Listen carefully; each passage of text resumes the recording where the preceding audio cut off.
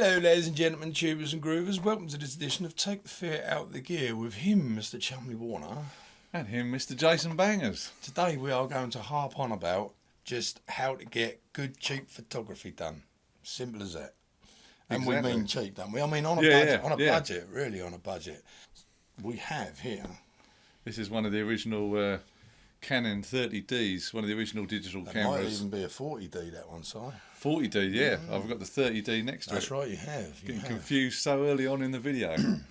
And these ones, you can pick the bodies up, which is this bit here, for about probably around £50 or less. Or less, yeah. And then Jay is going to tell you about Right. the bargain lens idea. Only reason I want to show you this is because straightforwardly and simply enough, if you take that off of there like so, you will see this lens that's on here does not belong to this camera whatsoever. Okay, I don't know what camera it's originally for, but it's Miranda 70 to 300mm, so it's quite a nice big old zoom on there. Now it's got no electrical contacts, as I once said, which these do rely upon, so focusing you'd be doing manually. Now, how does this lens fit on here? It doesn't belong to it. You buy this adapter ring here on the eBay for about £4 to £5 tops. You've got to find out what this lens is, i.e. bayonet fitting wise.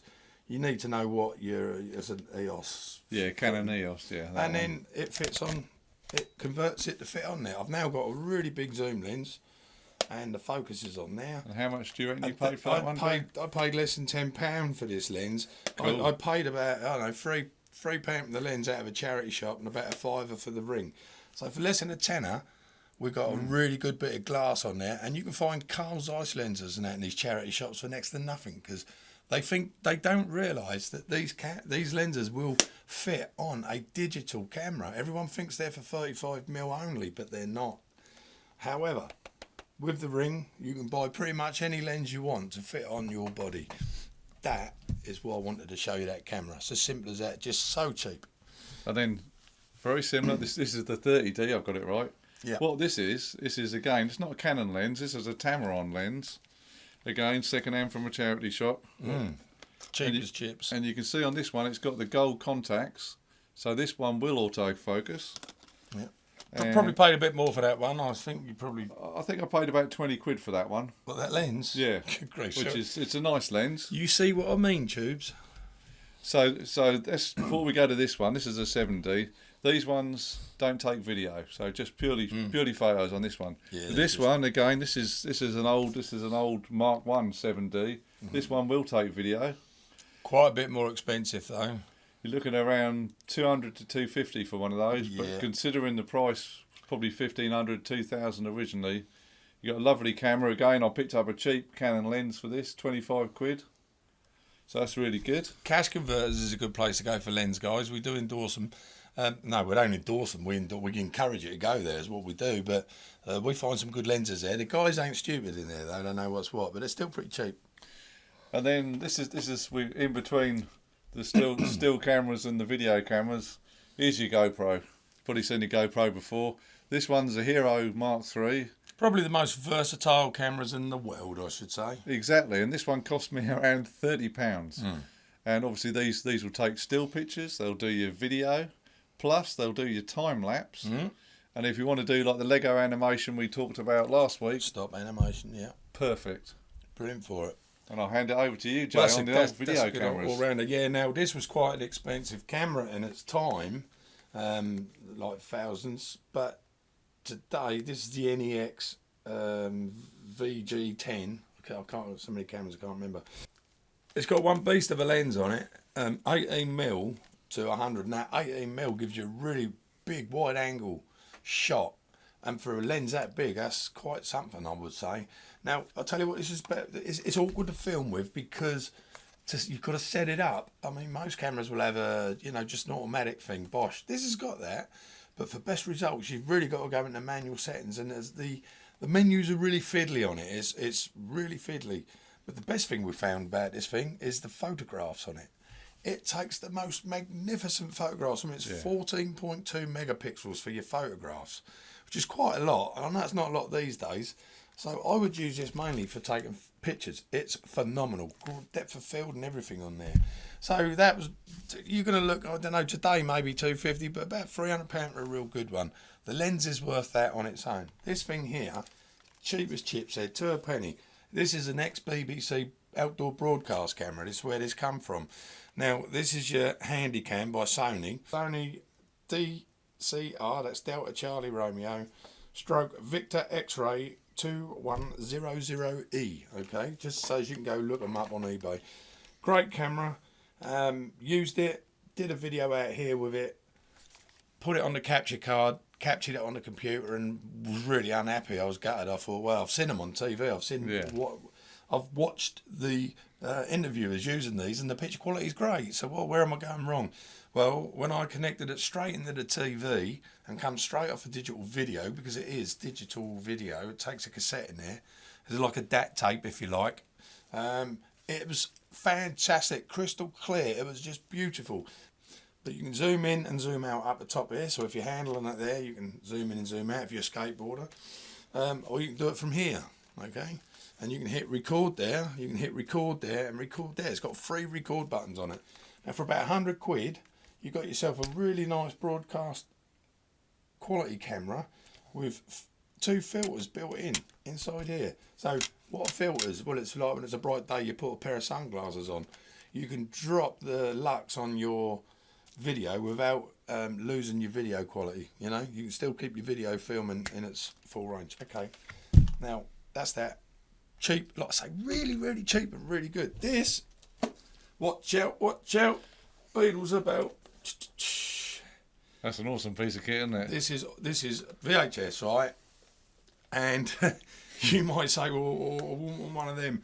Look, even if you just had it on a stand somewhere in your house, it makes a great, just a nice object to talk about, you know what I mean? But I'll tell you why we'd like it, why I wanted this anyway, is you might see some films now, and what they need to do is to make films look authentic. So they get old cameras, restore them, and film with them, and then it makes it look like the original moon landing, or it looks like something that was filmed back in 1972 or wherever. I'd say you need a pretty bad camera to make it look like the moon landing. You need a terrible camera. You need. That's going to be a good camera in comparison. This is too good. I mean, Hasselblads take the best pictures in the world, but they use them on the moon. Well, no, there was some fantastic photographs. There was. I don't know how they did that, but they didn't land on the moon. You agree with us? Let us know at the bottom. If you don't, let us know. Anyway, this thing, what's good about this is it's got loads of settings on it, loads of things. It's really overcomplicated. But you stick out on a thing, on a tripod, and we can film our show from here using this, and it will look like we filmed it 30 years ago. We might have to try that at some point. Well, that was the whole idea of getting it. Yeah, so awesome. We can film a show out here on an old VHS system. And how much would one of those cost me? Well, you can get these for £20, £30, but to get one working, you might have to buy several, because the belts go on them, they just perish, and the capacitors leak. However, this one works fine. But the batteries that come with it are all dead, swollen, no good whatsoever. But you can, you got an adapter with it? Mains adapter? They all got mains, I can plug into the mains, so I can use it, it's not a problem. Without that, you'd struggle somewhat. Yeah. It's just a few cameras here for you, some ideas. You can make videos, movies, if you're prepared to take the time. Lighting is all important, so filming outdoors is always a great, cheap way of doing filming, because always keep the sun at your back, alright? Sun behind you whenever you film. See, the difference between the 7D and the 5D, as we might not have mentioned yet, is the 5D is a full frame camera, and this is not. This is a crop ratio frame. Now, if you want to know the difference, go and look on YouTube, because we don't really, well, we understand what it is, what it means, but we can't see the benefits one way or the other, really. No, these crop ratio actually magnify your image slightly. Where all I know about the full frame is it's the same as your size of your original 35mm film. But yeah, full frame. If you find a full frame, the lenses cost more. So as we're talking about on a budget, all these crop ratio cameras, which with whatever lenses you want to do, nice cheap option to get yourself started. Right, these older Canon cameras, as we said, they can't shoot video. The 30D, you can only look through the diopter, and you won't get an image up on the screen, which obviously with more modern cameras Although it's on a got bright it. sunny day, that's just fine because you won't see the screen on a bright sunny day anyway. The 40D, which is slightly newer, you've got live view on this one. Live view. It doesn't automatically come up. You have to go into the menu and switch it on, and then when you take a picture, you can actually see the screen. And obviously on the 7D, which is a bit more modern again, because you can shoot video on this one, you can switch it between the diopter and the screen. Yeah. So that's all taken into account on that one. So you've got to know these things, because if you buy one of these SLRs and you think, oh, it's great because I'll have a big old screen to be able to look at it. Well, no, you won't. That's just for looking back at your photographs. And if you go on Wikipedia, there's a whole, if looking at these Canon cameras, there's a whole list of what they do and what they don't do, whether they shoot video or whether they don't. So you can look them up if you want to. Yeah, because if anyone can, Canon can. We're a bit Canon fans, aren't We we? do like a Canon. We've got a load of Canon here. We're shooting on a Canon. We're shooting on a... We haven't mentioned it in this actual video because No. we are shooting, if you want to know, on a Canon C100 Mark 1. It's a beautiful camera. They're still about £1,000, which ain't a lot of money for a broadcast quality camera that shoots in C-Log. It's phenomenal. It's fantastic. But I will give you guys out there a tip. This is something you must never, never, never do. Do not film lasers with any camera you've got. You will burn pixels out of it. You will absolutely knacker the damn thing. You will knacker it. Totally ruin it. So if you're going to film a laser, make sure the laser is pointing away from your camera. And just make sure it's not reflecting back in any way, shape or form. Because even an expensive camera like that one can be damaged by a laser. So I'm not saying this is damaged. As you can see, it's perfectly crystal clear. It's lovely. However, I know people who have done and burnt out their sensors with laser pins. Don't do it. Don't film a laser pin or a laser of any sort. Or if you're at a concert we've seen on YouTube, Yeah. people have filmed concerts and the lasers come towards the camera, like say these ones, and completely destroy them. Wipes them out. In fact, go on YouTube now after watching this video and type in laser camera sensor and you'll get loads of, as Simon said, live concerts where people are filming and out comes the laser, bang, and their screen just goes bosh, and it's really frustrating for that to happen. So same thing with the sun, really. You don't really want to point your camera straight at the sun. However, you can do it, but not for too long. And you can get filters, so you can film the sun for as long as you like. Yeah. But you know, sometimes you want to get that nice silhouette. You'll use the sun for that, but don't do it too long. So if you hold it in one spot for too long, you'll burn out your sensor again. Well, thanks for watching this edition of Take the Fear Out of the Gear. We'll hopefully enlightened you about what camera you might want to buy if you're interested in photography, videos, animation. Oh yes, there's loads to choose from. Have a little look, have a little look. Try 'em, buy 'em. Definitely. And yeah, the world's your oyster. And for probably less than £100 you can get yourself a whole kit.